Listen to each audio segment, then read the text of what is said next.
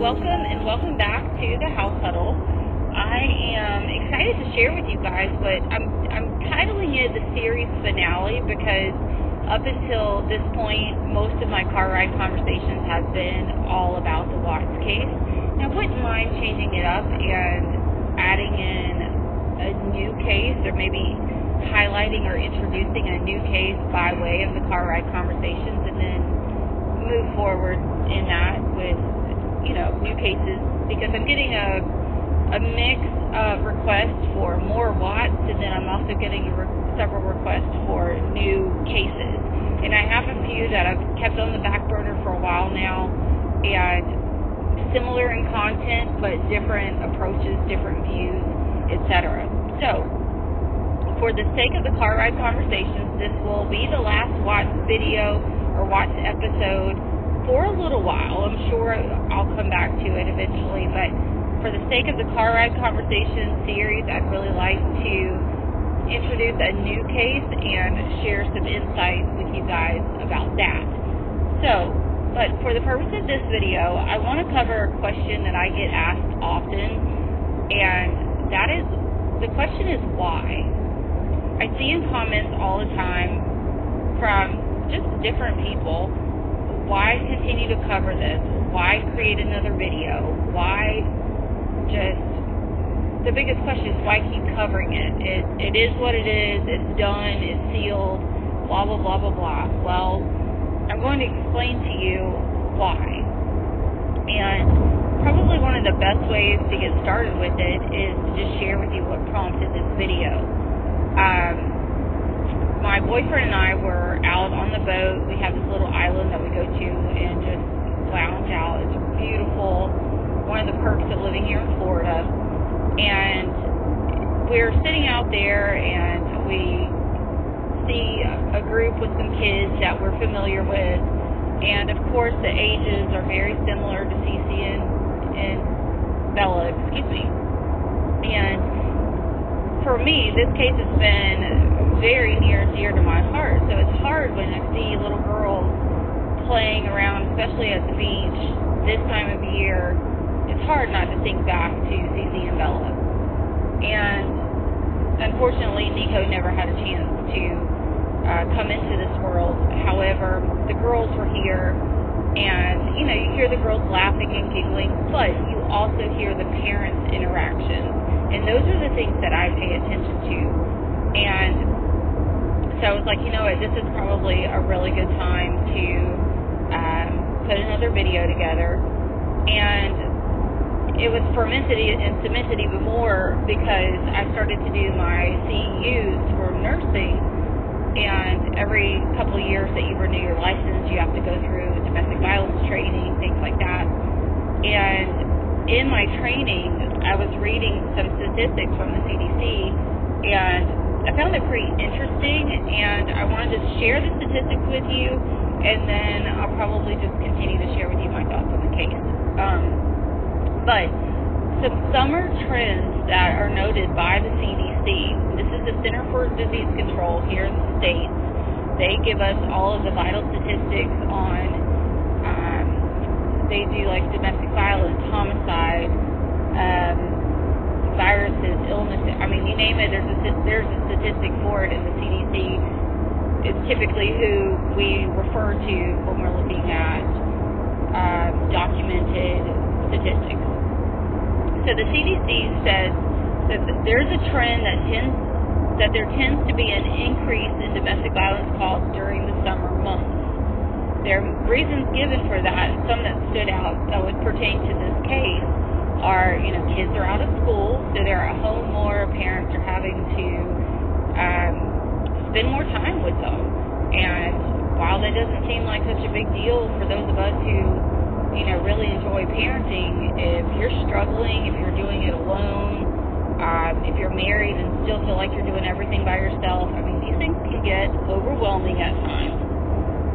And another point was, during the summer months is typically when parents will if there is a mother or a father that's in an abusive relationship or marriage and they're trying to get out, typically they will leave in the summer months in order to give the kids time to basically get acclimated with school or get all the documents turned in for the upcoming school year, so there's not an issue there. Now, I know with the Watts case, Bella and Cece, they were essentially in like a pre-K program where they weren't quite in kindergarten. I think Bella was set to start kindergarten that Monday, but basically what they were paying for was an expensive daycare, assuming that they did not get any of the scholarships that they would have qualified for. And I've already looked that up. I can share that as well. For the Step Up for Students, or they do have a scholarship program where the girls were attending school/daycare, where even with Chris's income and Shanae's income, they would have still qualified for tuition assistance. And so basically, instead of it being $2,000 a month, it would have gone down to like $200 a month. So that's something that it would be nice to know, because I know people blow it out of proportion how much money they were spending on daycare. And when you add up even what you see in groceries, what you see in Thrive, what you see in everything, I still don't see them being able to swing a $2,000 a month tuition payment on top of their mortgage, on top of their car payments and everything like that. Like, they would have gone under a lot sooner than what they had, or where they were standing at the time of the murders. And the other point was that increased temperatures can increase aggressive thoughts and violent tendencies. And again, these are statistics from the CDC. And something that this made me think about is a lot of times in the comments I'm seeing, not a lot, but I guess I'm seeing people mention, well, you know, they still dressed up for Christmas, they were still celebrating New Year's, like, depending on what you believe. Some people believe the narrative in that Kessinger didn't meet Chris until that summer, that the affair was only 6 weeks long. If you believe, like I do, that the affair began August of 2017, then by Christmas of 2017, you can already see in the Christmas video, you can see a rift between the two of them, at least in my opinion. And given that the girls have been around Santa Claus every single year and not picking up on the fact that that was Dad, I do question, like, we all reflect back on that 2017 Christmas video.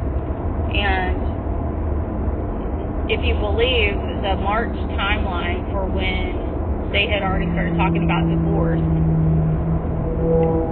and moving forward, then it really starts to sit in, because you can see that some people have this misperception that violence increases during the holidays, and statistics show us that it doesn't. And it basically shows that Chris and Shanae's behaviors, even back in that Christmas video, aligned very much with the statistics. And so it's almost like, let's make it work, let's get through the holidays. You know, like I said in the previous video, the new year hits, it's like, okay, it's time to hit the refresh button. They hit it. You know, they kick off 2018 on a good note, whether this means he shut down and quit talking to Kessinger or not. And then we see, I think it was like February when they went to Vegas together, and they're test driving the Tesla. Yeah, they're real flirty, it's fun. You can tell, like, he's enjoying himself just as much as the girls are. And then, not long after that video post, we start seeing, we see the mood shift again in March. We see Shanann post about rearranging the basement, which I've always questioned, was the basement rearranged in order to put that bed down there, because they had gotten to a point where they did not want to sleep together anymore. And guys, this does happen. When you're in a domestic situation, or you're in a marriage where you know it's headed south, and at least for the time being, you sleep separately, for many reasons. I remember sleeping downstairs in my previous marriage I slept downstairs on the couch for 3 months because I just didn't feel safe sleeping next to my husband at the time. And people say, oh, well, why would you do that? Well, because you can't just move out on a want. You can't just move out on a threat. You can't just move out. You have to have money, resources, backup. You've got to have support. And if you are typically a single mom, stay at home, working from home, this MLM business, which that's, controversial in itself, but still, regardless, her quote-unquote work, whether or not it would pay and provide for them, it's a different ballgame.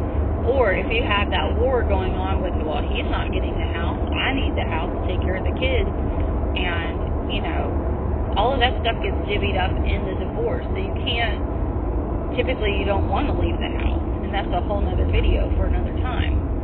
But it's really, really interesting if you look at the timeline. If in fact the affair started August 8th-ish in 2017, that makes sense. It lines up with Kessinger's searches in 2017 for Shanann and Chris. And then, again, getting through the holidays. Holidays are fun. August, you have school. October, you have Halloween. November, you have Thanksgiving. And December, Christmas. And like I said, for New Year's Eve, it's like start over, fresh start. February, you've got Valentine's Day. But by March, that basement was being rearranged. There's a bed down there. We see the Mean Faces video right around that time period. We hear Shanann mention that Chris went and bought those flowers for her, the ones that Bella did not like. And it's right around the same time frame. And this is all going to be in the more edited video. But shortly after that, around the March-April time frame, is when co-workers state that they saw Chris and Kessinger talking at work really, really close. And if you put all of that into perspective, this affair was ongoing. And so, for the purpose of this video and asking the question of why do we keep talking about this? It's because the only way to really connect and reach different demographics and different people is to have this objective approach to where, at least on my channel, I try to remind you guys, these are people. Shanann was a woman who had emotions, a woman who had a drive, a woman who had aspirations and dreams, hopes, but she also had disappointment. She also had weaknesses, like we all do. And the same for Chris. Chris, nobody just wakes up as a kid and says, oh, I'm going to turn into this monster when I become a husband and a dad. And so, looking at this situation, depending on which path you want to take when it comes to it, do you think Chris is a narcissist? Well, if you do, then what does that path look like? And does it make sense? If, Shanann was capable of the unthinkable, which we don't want to admit to, but it's feasible. Do we think that that's what happened? If so, why? Why not? And let's talk about it.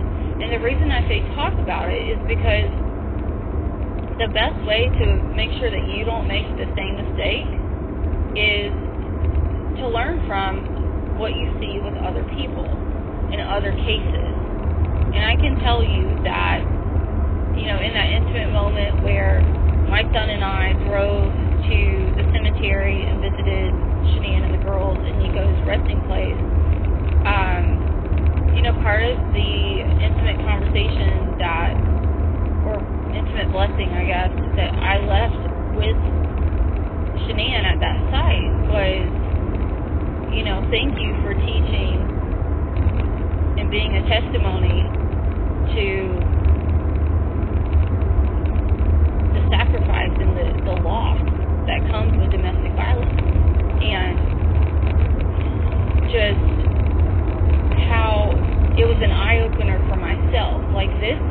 diving into this case, I saw things from a different perspective than I had ever seen before, and I'll be honest with you guys, it got me out of a really bad situation, really bad marriage, and it didn't even take that long. I mean, it was like the ink dried on the paper, and it was a whole different monster I was dealing with.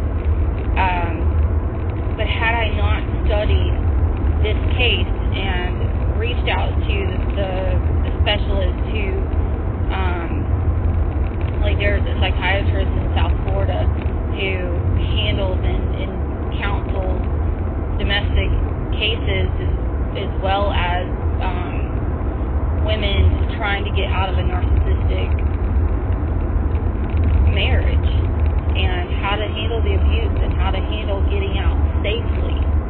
And that's where the why really comes into play with the Watts case, is because Shanann's case was very, very unique. And I know people say, oh, well, men do this all the time. This wasn't the first family annihilation case, etc., etc. You're right. It wasn't. However, it was the first case where we had full access, up until they started shutting stuff down, full access of her social media accounts.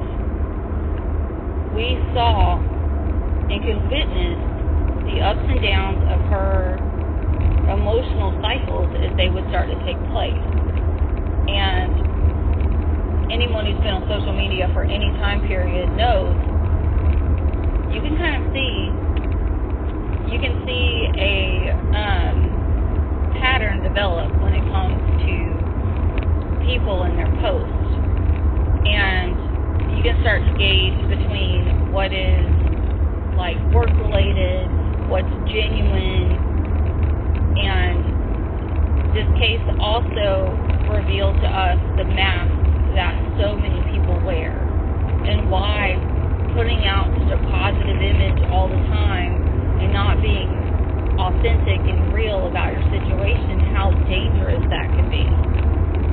It also gives light and shines just a spotlight on Chris, because if in fact he was this covert narcissist that did so well at showing on the outside this well put together, which it happens. I was married to one. They can have everyone fooled, and I mean fooled,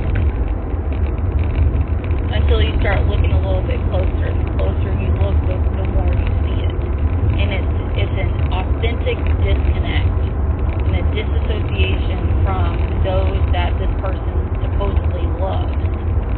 And whether you deal with that type of person or you're dealing with abuse that it's not bruises, it's not broken bones. And that's one of the things that I will touch on in the video, in the next video as well, is that Shanann talks about all of these aches and pains and being tired and fatigued and all the things. And yet the ME says that there's no indicator that she had lupus or any of this other stuff.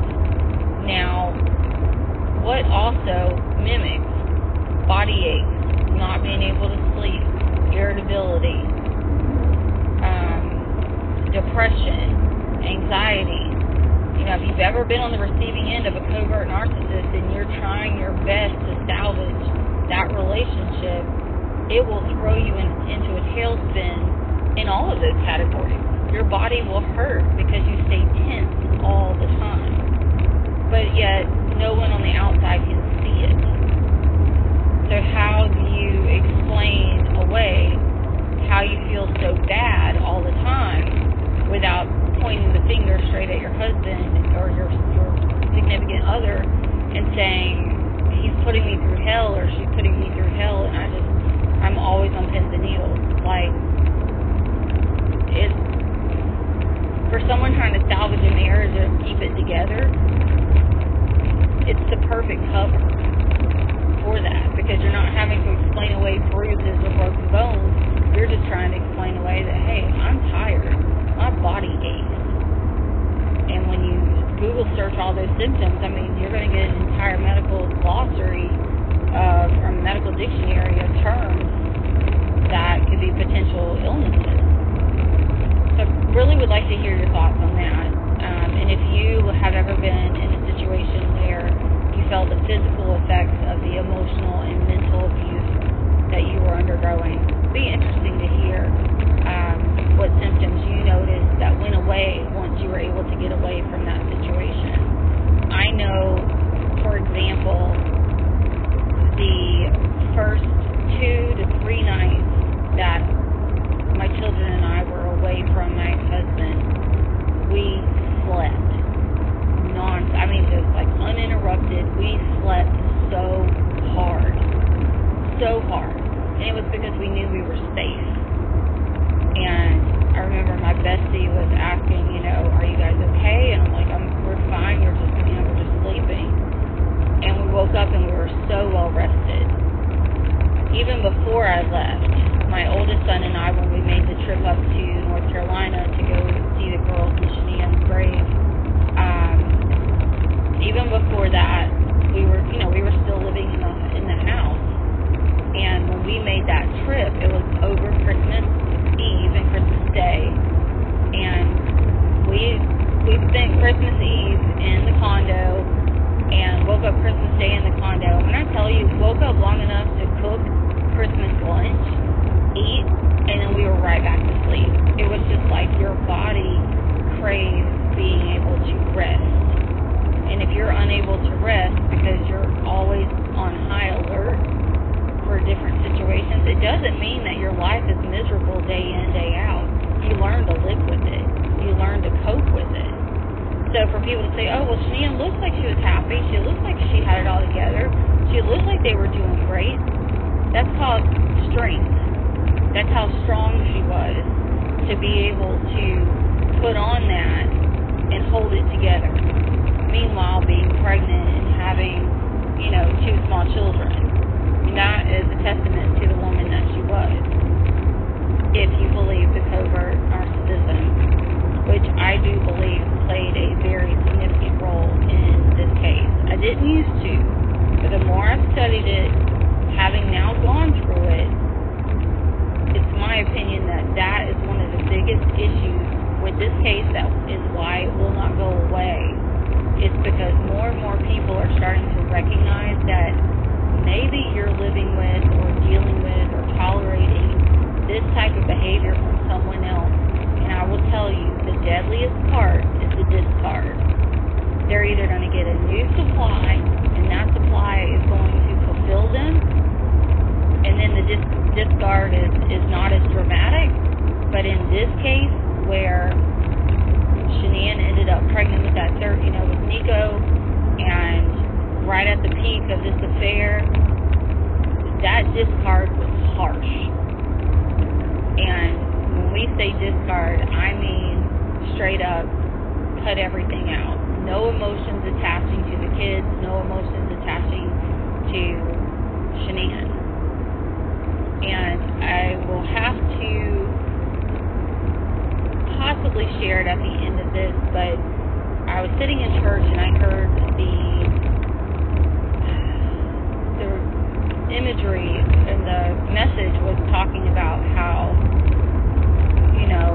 Jesus was up on the cross, and it was, painful, and it was, he was human being crucified, and depending, I'm not pushing my beliefs off onto you, but the Christian belief is that Jesus was crucified as a human. And so in those moments when he's there on the cross, and he says, Father, forgive them, for they know not what they do. For Chris to put himself in a position where Shania is allegedly, in Chris's mind, thinking, Father, forgive him, for he knows not what he does. That right there is probably the most narcissistic comment I've ever heard that man say. To the point that you are creating and committing a crime and harm against this person, and you're thinking that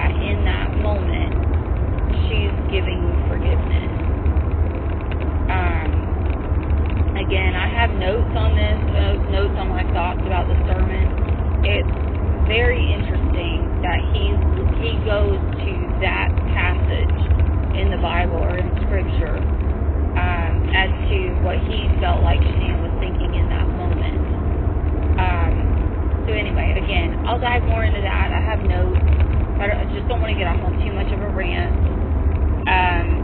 But for the purpose of this video, I hope that helps with just answering why I continue to cover this. I continue to cover this story because it's the first of its kind related to social media. There are so many tips and pointers that women, mothers, wives, daughters, husbands, spouses, partners can learn from this, because it's not easy to just end things and get out. And people say, oh, well, she could have. No, she couldn't just drop everything and bail out. I mean, she could, but then she was going to have a legal fight.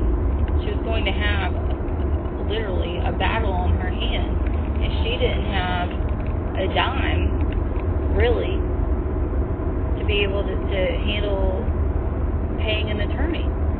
Attorneys for child custody and divorce, their retainers are typically a minimum of $5,000, if not more. And she just didn't have that sitting around. And the hell that would have been to have gone through. I know she would have gone through it. I mean, I firmly believe she would have done everything she could to have made sure the kids were not negatively impacted as much as possible. But there are women all across this country and across this world who would give anything to be able to just leave.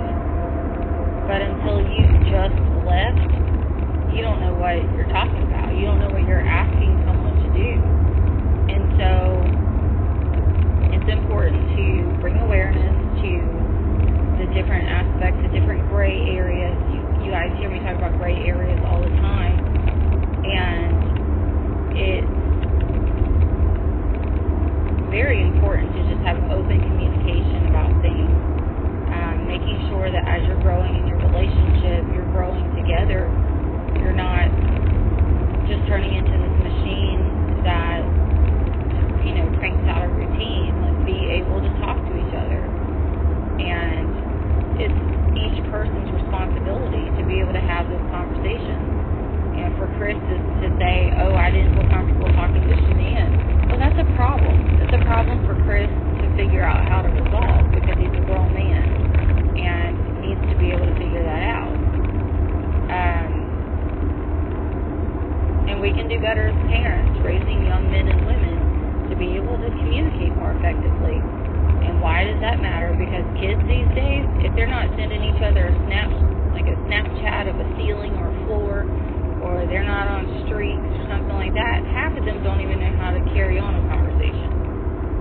So it's important that we teach how to speak to each other, talk with each other, get to know somebody, and really build and forge healthy relationships.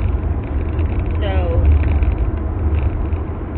this case is not going away. There's too many that are very similar in nature, but this one is one of a kind, because there are still so many questions.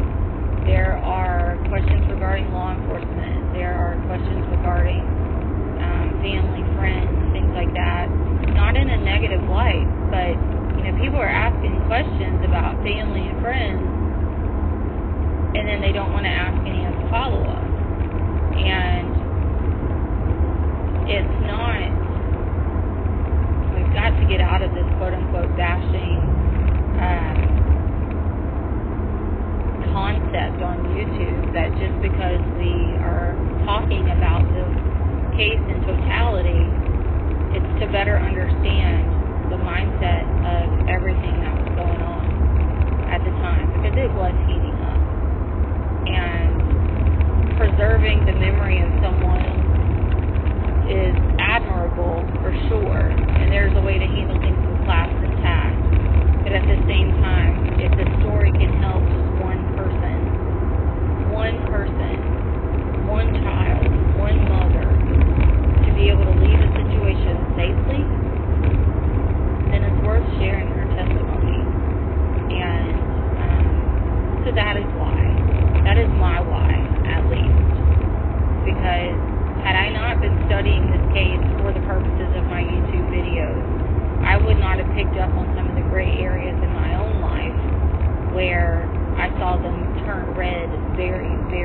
very quickly.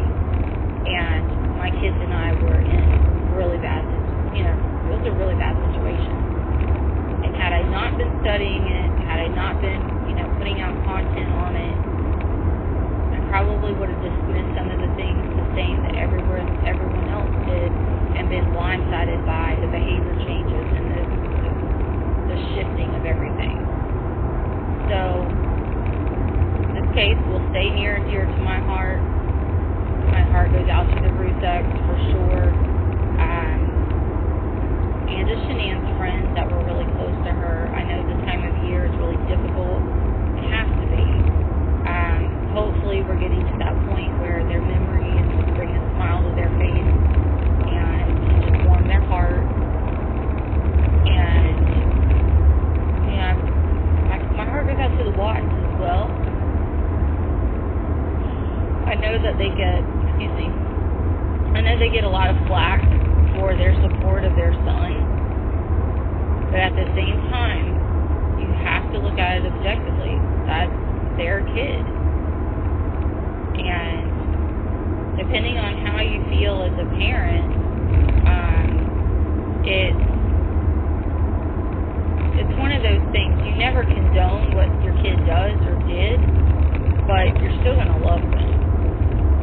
Because a parent's love is supposed to be unconditional. And if you start saying, well, I couldn't love my kids if they did X, Y, and Z, you don't love what they did. You hate that.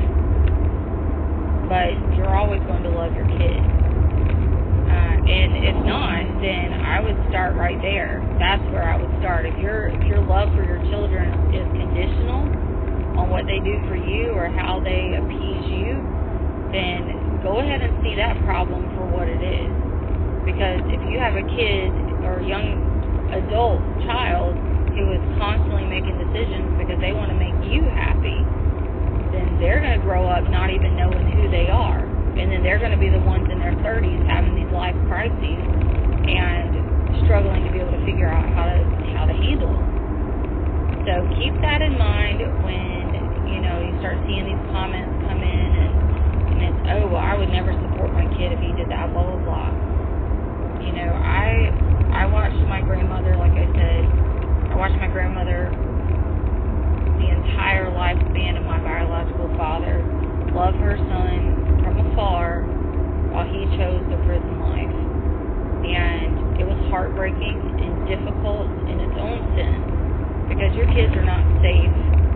These adults, these men and women in the prison system, they're not safe. It's not this glorious place. And probably the only thing that I would change about Chris right now would be his location. I think if we're going to go with he did it, the confession's sealed, or, that's in play, no one else did it, it was just him. If that's the case, he needs to be back in Colorado prison as a Gen Pop and go on and let life sort out what it needs to sort out. Because it does sound like he got a very cushy position in that prison, and I'm really curious why. I'm curious why in the world he was sent there long term, and I'd like to know why he was very much the same as why Kessinger was not, at least her vehicle and apartment, not searched. There's a billion one other questions I have about this case, but, at the end of the day, the Watts lost a lot. The Ruseks lost a lot. And,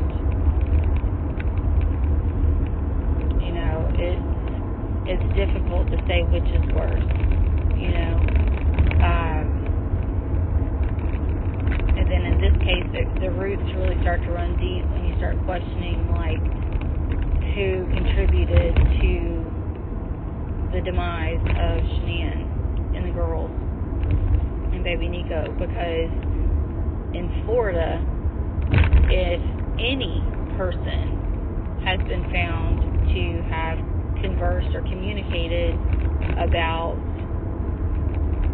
conspiring to commit a murder, and that murder actually happens, then anyone that is looped in or tangled up in those conversations is liable, and they can charge you for first-degree murder here in the state of Florida.